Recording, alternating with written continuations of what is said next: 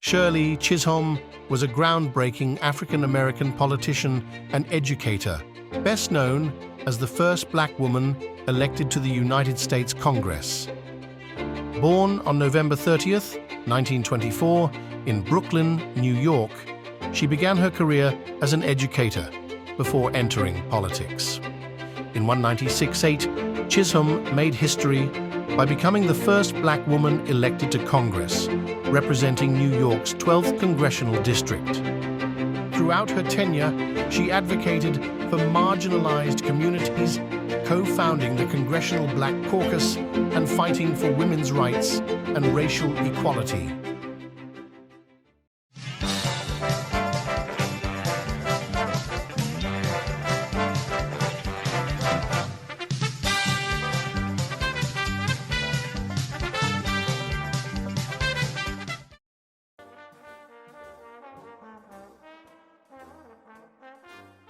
Bessie Coleman was born in Atlanta, Texas on January 6, 1892, to a sharecropper. She had 12 brothers and sisters, and following her father's absence to escape discrimination, she worked on a farm, helping her mother pick cotton. After earning enough money doing hard chores, Bessie was able to afford to go to Langston University. However, money ran out, and she returned home to her older brothers in Chicago, where she learned cosmetics in school. Coleman's brothers had a big impact on her dreams of becoming a pilot. Her brothers had just finished coming back from World War I and told Coleman lots of war stories. They told her how women in France could become pilots, unlike in America. Coleman wanted to become a pilot, but since she was African American, no flight school would accept her. Then she met Robert Abbott, who convinced her to apply to French flight schools, which accepted black pilots. After a long duration of learning French, Coleman was accepted. In 1921, she graduated with a pilot's license and returned to the U.S. 2 years into her amazing career, Coleman survived her first accident. In February 1923, her engine stopped midair and she crashed. Coleman suffered a broken leg and cracked ribs with cuts on her face. Thankfully, however, she survived. Once Coleman recovered, she didn't let her crash stop her, and she continued to fly. A year later, she returned to her hometown in Texas to do a show. Texas was still segregated at the time, and the managers of the venue planned on creating 2 different entrances for African Americans and whites. Coleman is famously remembered for stepping in and refusing to perform unless the venue's entrances were equal. After many meetings, the managers allowed for an equal entrance gate. However, separate seats would be available at the show. Coleman agreed and became famous for publicly speaking up against racial discrimination. On April 30th, Coleman took a flight test with the pilot William Willis. At approximately 3,000 feet in the air, Coleman's plane became uncontrollable after a loose wrench fell into the engine. Willis lost control of the plane and it flipped over. Since planes did not have roofs at this time, and due to Coleman not having her seatbelt on, she fell out of the plane and did not survive the fall. Willis also passed away after crashing inside the plane a few moments later. Coleman's death was heartbreaking to many across the world, and the famous activist Ida B. Wells gave a eulogy at her funeral.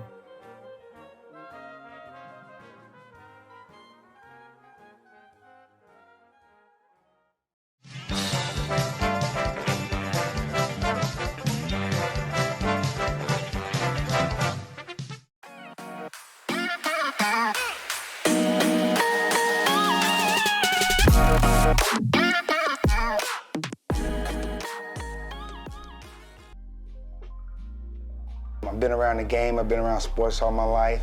My dad was my coach kind of growing up. My mom, was another coach in a certain way. So I kind of always had it in me. But about 9 years ago, kind of just volunteered because I wanted to be around the game again. I wasn't playing anymore. And once I volunteered, about a weekend, I knew I found home again. So I stuck to it. And then, I kind of worked my way up. Started off on the offense side of the ball, worked on the defensive side of the ball. And then, 2 years later, I ended up being a JV head coach. And I've kind of been a JV head coach for the last 6 years. So it's been like a second life to me. His name is Coach Bronis. He was my JV football coach. For 10 years, didn't lose a game. And he was always the JV head coach. And a lot of people would ask, why don't you go up to varsity? Why don't you go up to varsity? He never did. He just stuck to JV. But that was home for him. And I just never forget, he gave me the first opportunity I ever had to play defense. And I didn't know, 10 years later that once I get to Pembroke, they were gonna move me to defense. And then I turned myself into a Hall of Famer. But that experience came from Coach Bronis.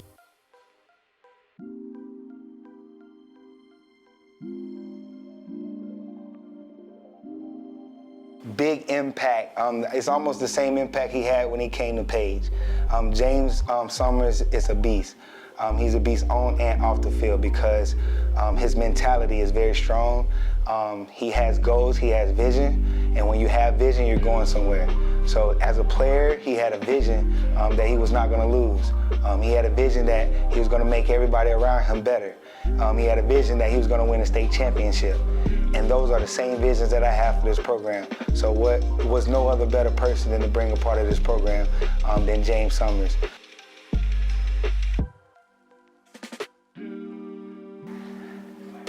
Come to work, come ready to be a part of a great tradition. Come ready to set your own stage. Don't live off of anybody's success in the past. Come create your own success and get ready to win.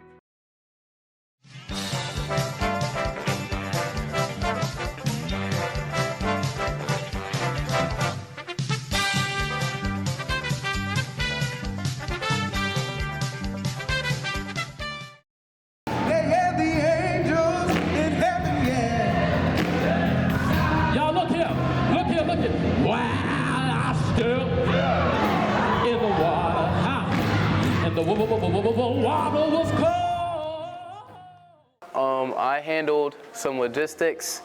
I'm playing the guitar, the bass, and I'm doing some singing and then some acting, and that's it.